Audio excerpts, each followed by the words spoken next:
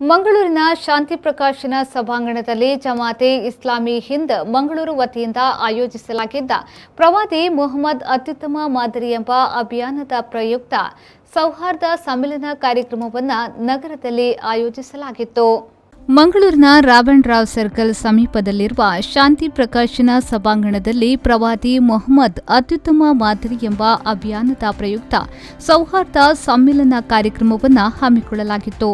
ಕಾರ್ಯಕ್ರಮದಲ್ಲಿ ಜಮಾತೆ ಇಸ್ಲಾಮಿ ಹಿಂದ್ ರಾಜ್ಯ ಕಾರ್ಯದರ್ಶಿ ಮೊಹಮ್ಮದ್ ಕುನ್ನಿ ಅವರು ಮಾತನಾಡಿ, ಪ್ರವಾದಿಗಳು ಮಹಾಪುರುಷರ ಸಂದೇಶಗಳು ಸಾರ್ವತ್ರಿಕವಾಗಿದ್ದು ಅವರನ್ನ ಅರಿಯುವ ಮತ್ತು ಪರಸ್ಪರ ತಿಳಿಸುವ ಮೂಲಕ ನಾವು ಸಮಾಜದಲ್ಲಿ ಹೆಚ್ಚುತ್ತಿರುವ ಅಂತರವನ್ನು ಕಡಿಮೆಗೊಳಿಸಬೇಕು.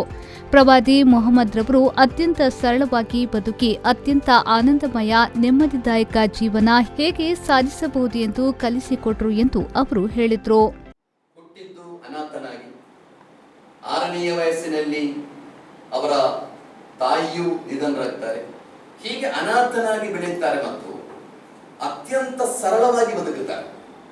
ಸರಳವಾಗಿ ಬದುಕಿದ್ರು ಎಂದು ಮಾತ್ರ ಅಲ್ಲ, ಅತ್ಯಂತ ಸರಳವಾಗಿ ಹೆಚ್ಚು ಸಂತೋಷದಿಂದ ಹೇಗೆ ಬದುಕಬಹುದು ಎಂಬುದನ್ನು ತೋರಿಸಿಕೊಟ್ಟರು. ಅತ್ಯಂತ ಕಡಿಮೆ ಸವಲತ್ತುಗಳೊಂದಿಗೆ, ಬಹಳ ಕಡಿಮೆ ಸವಲತ್ತುಗಳೊಂದಿಗೆ ಹೆಚ್ಚು ಸಂತೋಷದಿಂದ ಹೇಗೆ ಬದುಕಬಹುದು ಎಂಬುದನ್ನು ಪ್ರವಾದಿ ಮೊಹಮ್ಮದರು ಈ ಜಗತ್ತಿಗೆ ತೋರಿಸಿಕೊಟ್ಟರು. ಅವರು ಹೇಳಿದ್ದು, ಉಂಗುರು ಲಾ ತಂಗುರು ಇಲಾ ಮನ್ ಹುವ ಅಅಲಾ ಮಿನ್ಕುಂ ಉಂಗುರು ಇಲಾ ಮನ್ ಹುವ ಅಸ್ಫಲ ಮಿನ್ಕುಂ. ನೀವು ಯಾವಾಗಲೂ ಸುಖ ಸವಲತ್ತುಗಳಲ್ಲಿ ನಿಮಗಿಂತ ಮೇಲಿನವರನ್ನು ನೋಡಬಾರದು, ನೀವು ನಿಮಗಿಂತ ಕೆಳಗಿನವರನ್ನು ನೋಡಬೇಕು.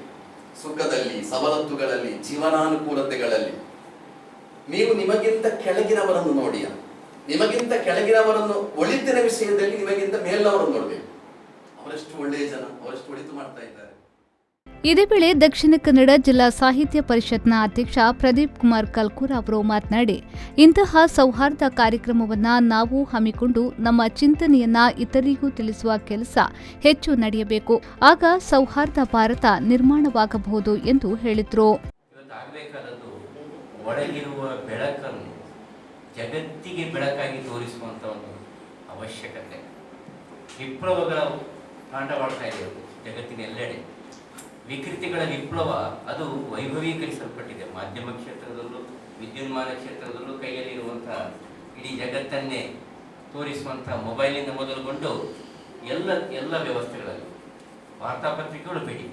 ಇವತ್ತು ಆ ವಿಪ್ಲವಗಳನ್ನು ಮೀರಿ ಹೋಗಬೇಕಾದರೆ ಸಣ್ಣ ಕಪ್ಪುಗೆರೆಗೆ ಮಗದೊಮ್ಮೆ ನಾವು ಮುಟ್ಟಿ ಅದನ್ನು ಅಳಿಸ್ಲಿಕ್ಕೆ ಹೋದರೆ ನಮ್ಮ ಮೈಯು ಕಪ್ಪಾಗುತ್ತೆ. ಅದರ ಬದಲು ಬಿಳಿಯಾದಂತಹ ಅಥವಾ ಶುಭ್ರವಾದಂತಹ ದೊಡ್ಡದಾದಂಥ ಗೆರೆಯನ್ನು ಹಾಕಲ್ಪಡುವಂಥದ್ದು. ಅಂದರೆ ಈ ವಿಪ್ಲವಗಳಿಗೆ ವಿರುದ್ಧವಲ್ಲ, ಸಕಾರಾತ್ಮಕ ಚಿಂತನೆಗಳ ವಿಪ್ಲವ ಅದು ಜಗತ್ತಿನೆಲ್ಲೆಡೆ ವ್ಯಾಪಿಸಬೇಕಾಗಿದೆ. ಅಂತಹ ಒಂದು ನಿಜ ಅರ್ಥದ ಪ್ರಯೋಗ ಮಂಗಳೂರಿನ ಈ ಕೇಂದ್ರ ಸ್ಥಾನದಲ್ಲಿ ಆಗಿದೆ ಅಂತ ನಾನು ಭಾವಿಸ್ತೇನೆ.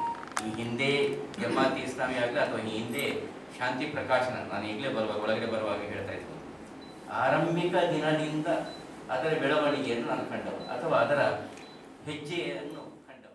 ಈ ವೇಳೆ ಬದ್ರಿಯಾ ಪದವಿ ಪೂರ್ವ ಕಾಲೇಜಿನ ನಿವೃತ್ತ ಪ್ರಾಂಶುಪಾಲರಾದ ಎನ್ ಇಸ್ಮಾಯಿಲ್, ಜಮಾತೆ ಇಸ್ಲಾಮಿ ಹಿಂದ್ ಮಂಗಳೂರು ನಗರಾಧ್ಯಕ್ಷ ಕೆಎಂ ಅಶ್ರಫ್, ನಿಹಾಲ್ ಕುದ್ರೋಳಿ ಸೇರಿದಂತೆ ಹಲವಾರು ಮಂದಿ ಪಾಲ್ಗೊಂಡಿದ್ರು. ನಾಗೇಶ್ ಕಾವೂರು, ವಿ4 ನ್ಯೂಸ್, ಮಂಗಳೂರು.